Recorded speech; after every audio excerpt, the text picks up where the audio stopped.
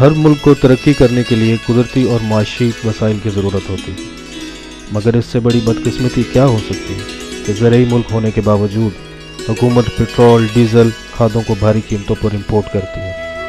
شاید صرف کمیشن کی لالچ ہے یا پھر کبھی کسی کو سوچنے کا موقع نہیں ملا۔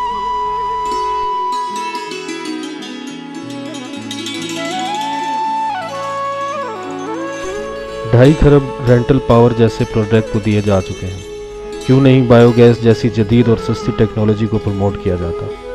تقریباً 4.5 سے 5 کروڑ گائے بھینسیں پاکستان میں موجود ہیں۔ ایک جانور ماہانہ 200 لیٹر پٹرول کے برابر انرجی بنا سکتا ہے، جس سے نہ صرف گیس بلکہ بجلی بھی بنائی جا سکتی ہے۔ 200 کلو گرام گوبر سے 4 گھنٹے 25 ہارس پاور کی موٹر اور پیٹر انجن چلا کر 2 سے 3 ایکڑ پانی فصلوں کو لگایا جا سکتا ہے۔ حکومت 1 مربع کے لیے 6 گھنٹے پانی دیتی ہے، جو تقریباً 14 منٹ فی ایکڑ بنتا ہے۔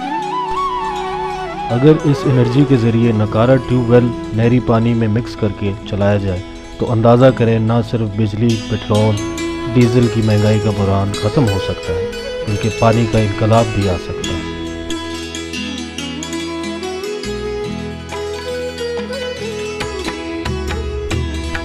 جہاں کیمیکل کھادوں پر ہزاروں روپے لگتے ہیں، وہیں انرجی حاصل کرنے کے بعد اسی گوبر کو قدرتی کھاد کی طرح استعمال کر کے پیداوار کو بہتر بنایا جا سکتا ہے۔